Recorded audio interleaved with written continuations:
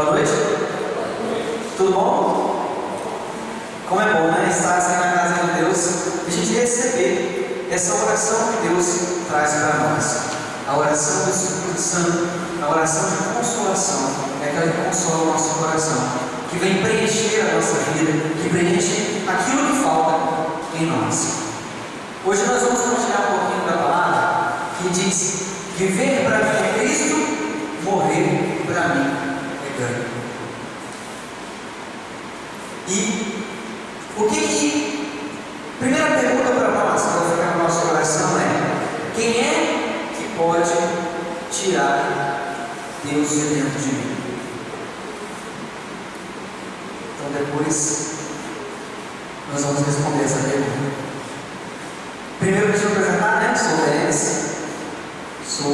faço parte do grupo, desse grupo de oração e na coordenação. Deus me chamou desde dezembro para coordenar o grupo de oração. Graças a Deus, Deus tem feito muitas coisas nesse grupo de oração, muitos prodígios, muitos milagres, pela obediência dos servos.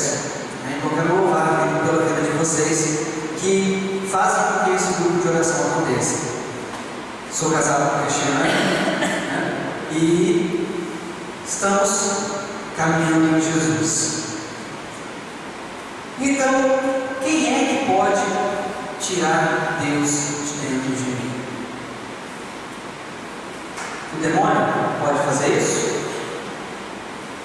Não?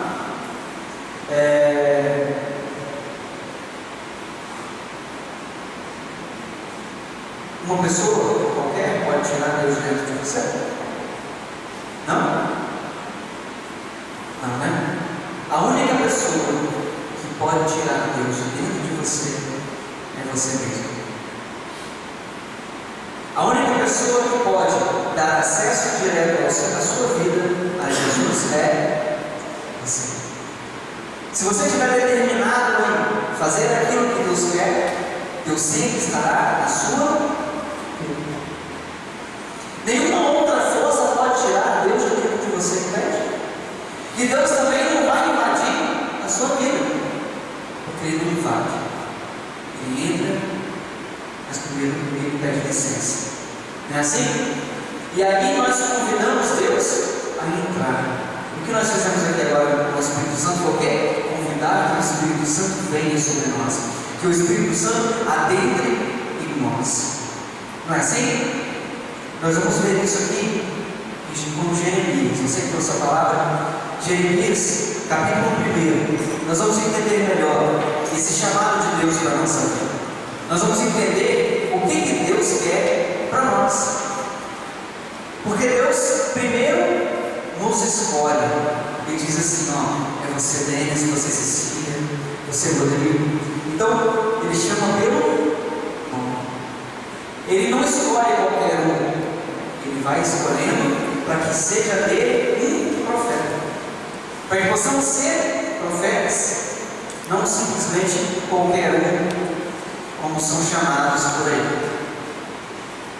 Jeremias, capítulo 1, versículo 4, diz assim: a vocação do profeta. Foi-me dirigida nesse termos a palavra do Senhor. Antes que no seio fostes formado, eu já te conhecia. Antes do teu nascimento, eu já te havia consagrado e te havia designado profeta para as nações. E eu respondi: ah, Senhor Javé, eu nem sei falar, pois sou apenas uma criança. Replicou, porém, o Senhor: não digas sou apenas uma criança, porquanto irás procurar todo aquele aos quais te enviaram, e a eles dirás o que eu te ordenar. Não deverás temê-los, porque estarei contigo para livrar-te. Oráculo do Senhor. Palavra do Senhor. Graças a Deus. Primeiro, olha o que Deus faz. Deus chega até Jeremias e faz dele, diga: olha, você será um profeta, você será grande. Aí Jeremias diz assim: ah, Senhor, não, calma. Jeremias era um jovem, Então ele disse: não, calma, sou apenas uma criança. Não é bem assim. Como que o Senhor vai fazer de mim um profeta? Como que eu vou sair profetizando por aí? Porque nós temos vários profetas grandes do nosso tempo. E como é que eu, o jovem, vou proferir essas profecias? Como que isso vai acontecer? Não, eu sou muito jovem. Aí Deus fala: não digas, sou apenas uma criança. Não digas, por exemplo, não, agora não, deixa para depois, né? Não diga isso, porque olha que lindo isso. Não digas, por quanto eras procurar. Vamos ao versículo 5. Antes que no seio foste formado, eu já te conheci. Então Deus já sabia que Jeremias iria falar. Deus já sabia que ele ia ficar com medo.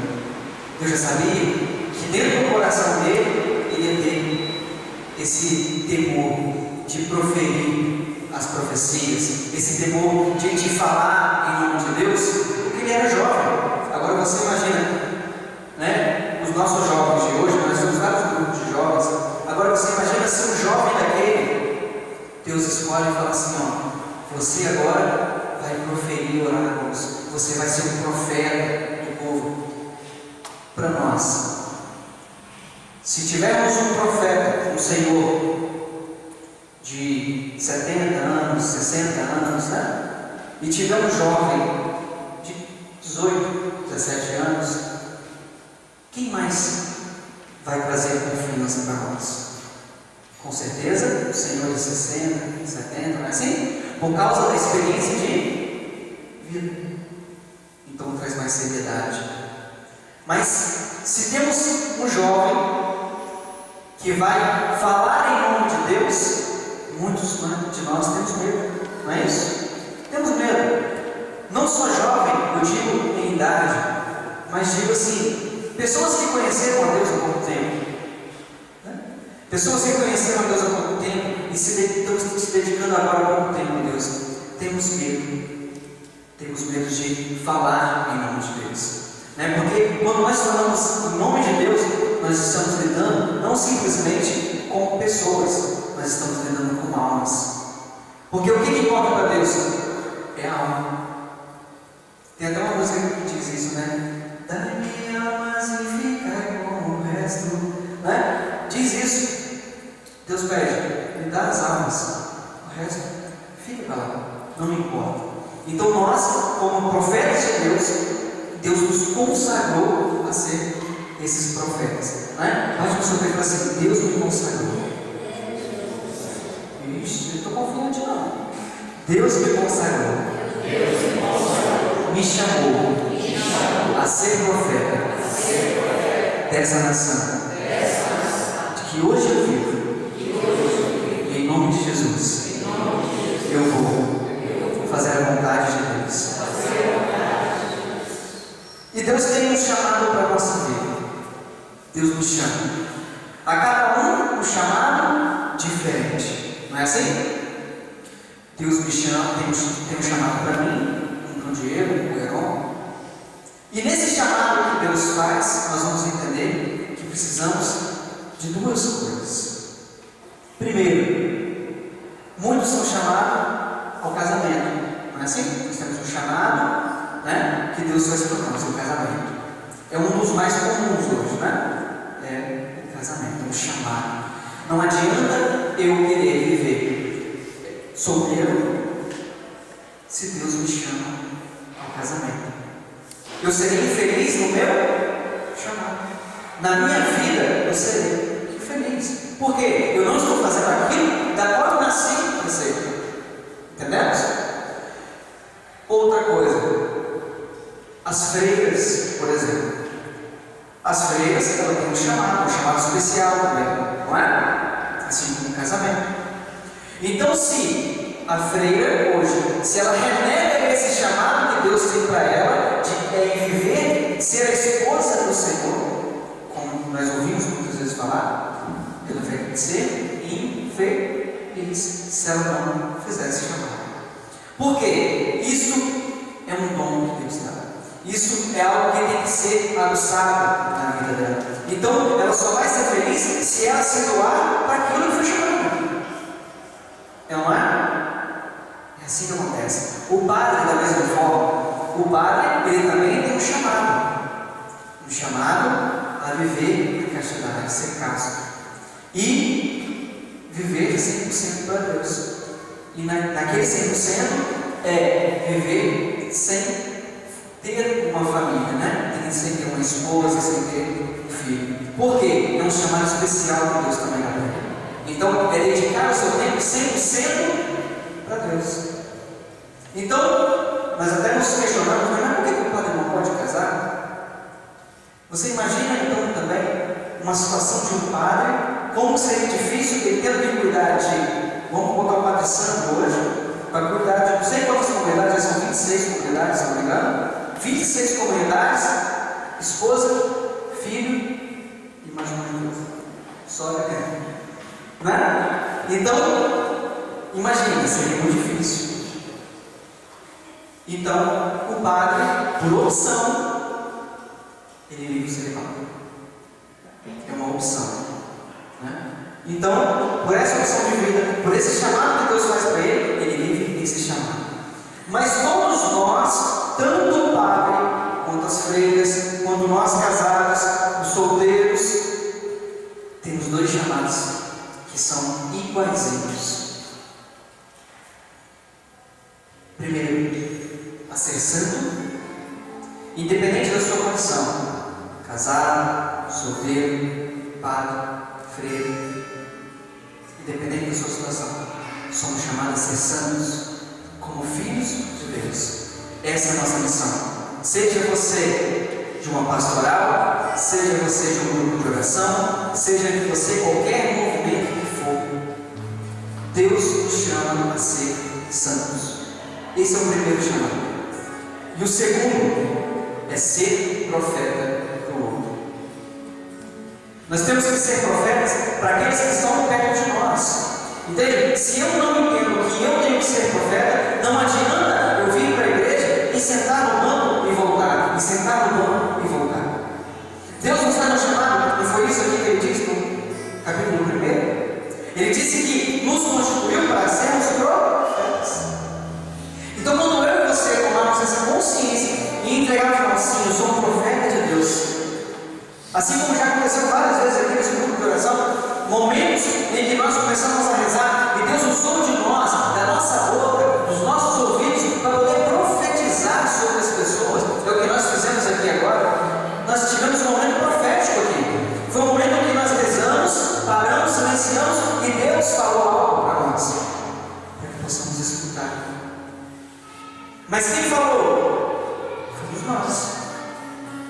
Deus deu uma moção, e nessa moção, Deus profetizou, usou os nossos lábios para profetizar sobre nós, para poder falar profecias, as visualizações, tudo aquilo que Deus quis, para que nessa noite fosse a igreja edificada. Mas sim, o que Deus pede para nós? O que é ser santo? O que é buscar essa santidade? Primeiro, é fazer a vontade de Deus. Fazer a vontade de Deus é fácil? Não? Não é fácil. Porque se fosse fácil, não teria graça, né? Não teria graça. Porque nada, quando a gente fala de Deus, nada é fácil. Porque quando o mundo fala para nós bem assim, olha, você tem que parar de sofrer. Aí Deus fala para você bem assim, suportai-vos. Suportai-vos. Venha para cá, que agora nós vamos resolver os seus problemas. Então essas pessoas não eram para trabalhar na igreja, eram para trabalhar no fórum, né? Porque o cara resolve muito problema. E Deus fala, suportai-vos. Sejam fortes.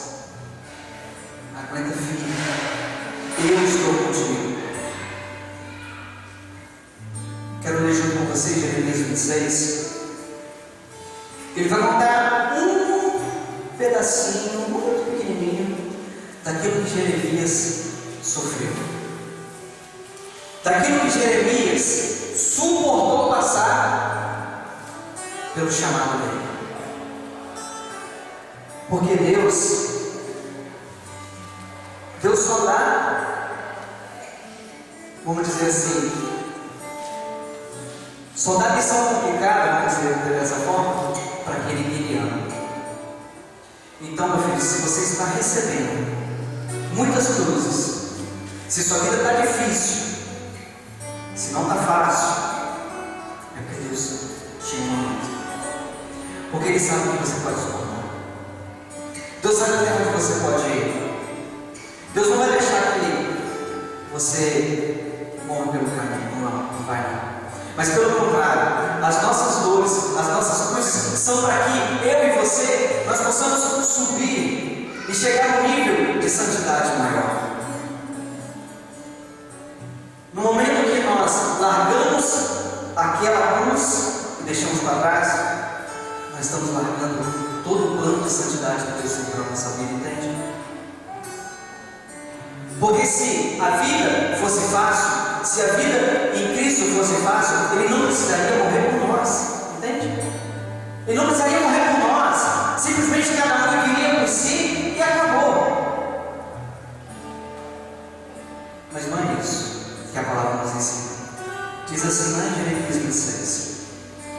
No começo do reinado de Joaquim, filho de Josias, rei de Judá, foi dirigida a Jeremias a palavra do Senhor nestes termos: Eis o que diz o Senhor: coloca-te no átrio do templo, e a toda a gente de Judá que vier prosternar-se no templo do Senhor, repete todas as palavras que te ordenei dizer, sem deixar nenhuma.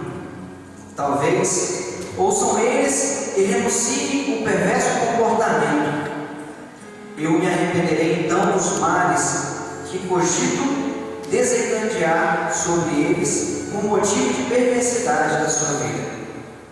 E então tu lhes dirás: eis o que diz o Senhor: se não me escutardes, se não obedecerdes à lei que vos impus, e não ouvirdes as palavras dos profetas, meus servos, que não cessei de vos enviar continuamente, sem que delas vos importasseis, farei deste edifício o que fiz de Silo, e dessa cidade um exemplo de todos os povos da terra citarão em suas maldições. Os sacerdotes, os profetas e todo o povo ouviram Jeremias pronunciar essas palavras no templo. Mal, porém, acabara de repetir que o Senhor lhe ordenara dizer, o povo lançava-se sobre ele, e os sacerdotes, os profetas e a multidão exclamando: a morte! Porque proferes em nome do Senhor e choraram. A este tempo, o mesmo acontecerá que Silo, e se transformará no deserto sem habitantes, essa cidade. Juntou-se então a multidão no templo, em torno de Jeremias. Ao saber do que ocorreram no palácio real do templo, os oficiais de Judá, que se prostraram no umbral da porta nova do templo do Senhor. Então os sacerdotes e os profetas clamaram aos oficiais e à multidão: este homem merece a morte, porque profetizou contra essa cidade, como todos ouvistes com vossos próprios ouvidos. Jeremias, porém, retrucou os oficiais e ao povo: foi o Senhor que me deu o encargo de proferir contra este povo e essa cidade de oráculos que ouvistes. Vamos parar por aqui. Então, o que acontece, né? Porque a palavra é grande. O que acontece? Primeiro lá, Deus institui Jeremias para ser profeta, né? Lá no capítulo 1. E Deus manda com que ele vá até o templo e profetize com aquele povo que estava lá, sacerdotes e deixa eu olhar aqui, sacerdote, multidão e os profetas. Os sacerdotes, os profetas e a multidão, todo o povo que chegava na igreja, ele proferia aquilo que Deus falava. É como se a gente estivesse, vamos botar assim, aqui na igreja, e todo mundo que chegasse aqui na igreja, nós fôssemos obrigados a dizer: olha, vocês estão agindo mal, vocês estão errados, converta o teu coração, mude de vida, você está fazendo isso errado. Chegasse um bispo aqui e a gente: bispo, você está agindo errado. Agora você imagina um jovem, como nós falamos lá no capítulo 1, um jovem proferindo essas profecias para aquele povo daquele tempo. Imagina o que ele teve que renunciar a ele mesmo para poder falar em nome de Deus.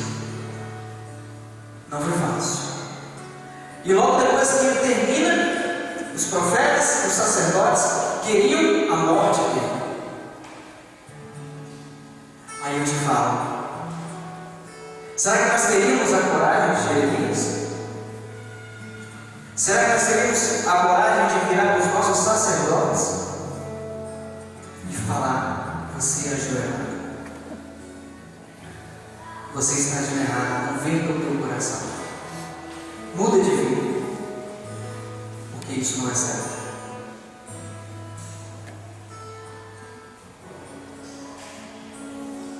Aí entra o ser santo. O ser santo não é simplesmente manter uma vida em santidade, mas sim obedecer aquilo que Deus manda. Muitos de nós temos as nossas próprias vontades. Quer dizer, todos nós. Todos nós temos as nossas próprias vontades. Agora, passar por cima de nós mesmos, nós temos que ser muito homem ou muita mulher para poder passar em cima das nossas próprias vontades. Porque eu te digo que o maior inimigo que existe não é o demônio, não é qualquer outra força, somos nós mesmos. O nosso maior inimigo somos nós que lutamos contra a vontade de Deus. A nossa carne, ela anseia pelo errado. A nossa carne, ela anseia em sair do plano de Deus. Nós sempre falamos, né, que nós temos que abraçar a cruz, que nós temos que abraçar aquele chamado que Deus nos dá, mas na realidade o nosso povo, ele não quer abraçar a cruz, entende? Deus fala assim: não, a cruz é o caminho de salvação, mas nós insistimos em não querer abraçar a cruz. Nós fugimos. E às vezes, pior ainda, somos falsos com Deus. Falamos que queremos assumir a vontade, mas não assumimos, não abraçamos, não temos a garra de querer viver essa coisa. Um exemplo de deixar mesmo ser conduzido por Deus foi São Francisco de Assis. São Francisco de Assis, ele tinha tudo. Era filho, seus pais eram ricos, e ele deixou tudo para servir a Deus. Agora, imagina se ele não queria ficar dentro do palácio, da casa onde ele morava, onde tinha tudo do bem, do melhor, das melhores roupas, as melhores coisas que tinha. E ele simplesmente, numa noite, quando o pai dele disse que até aquela roupa que ele estava vestindo foi ele que deu, ele simplesmente arrancou a roupa e saiu da roupa: toma, se é seu, fique com isso. E a partir daquele momento ele saiu e viveu para servir os pobres. Eu não digo que você deve fazer o mesmo hoje. Eu digo que você deve fazer isso com você mesmo. Se tem algo ainda dentro da sua vida que está mal resolvido, se existe algo dentro do seu coração que está mal resolvido, resolva. Tenha coragem para com você mesmo. Que você seja um profeta, não só para os outros, mas para você mesmo. Tenha coragem. Como diz aqui: viver para mim é Cristo, morrer para mim é ganho. Morra você mesmo. Morra para o pecado, morra para o seu orgulho.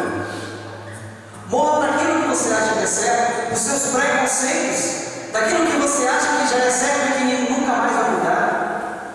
É isso que Deus nos chama hoje. A mudar de vida. Eu não consigo ser um profeta se eu não for santo. Eu não consigo fazer a vontade de Deus se eu não quero. Aí nós estamos agindo na mentira. E nós temos um mau costume. Já reparou que é automático na nossa vida? Quando alguém pergunta assim: e aí, tudo bem? Tudo beleza, tá? Mas na realidade está nada bem. Nós somos falsos com nós mesmos. Nós somos hipócritas. Nós vestimos a máscara.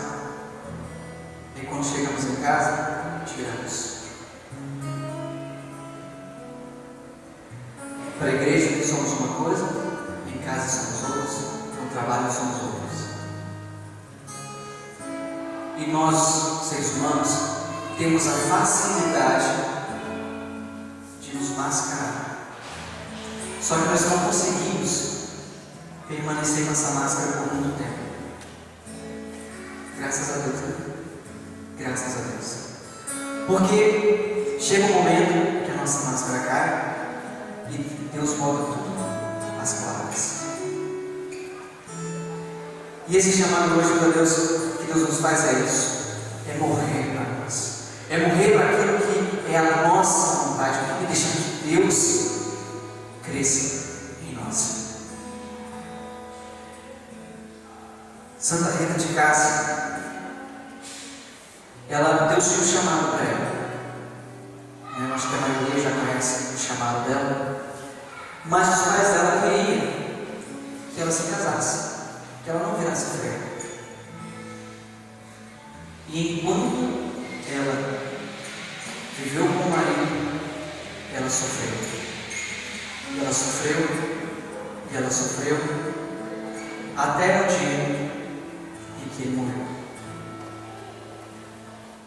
E após isso, ela pôde entrar no convento e ali sim se consagrar a Deus. Onde nós queremos chegar com isso? Deus tem chamado para a sua vida. Se na sua vida você vive angustiado, se você vive ainda, parece que dentro de você está faltando alguma coisa. É porque às vezes você não está fazendo o chamado, não obedecendo o chamado de Deus para a sua vida. Não só esse chamado a viver o casamento ou celibato, mas Deus tem outros chamados que nós corremos também.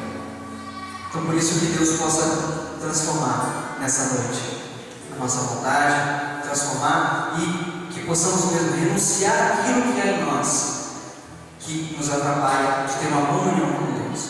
Por isso eu te convido, vamos ficar de pé.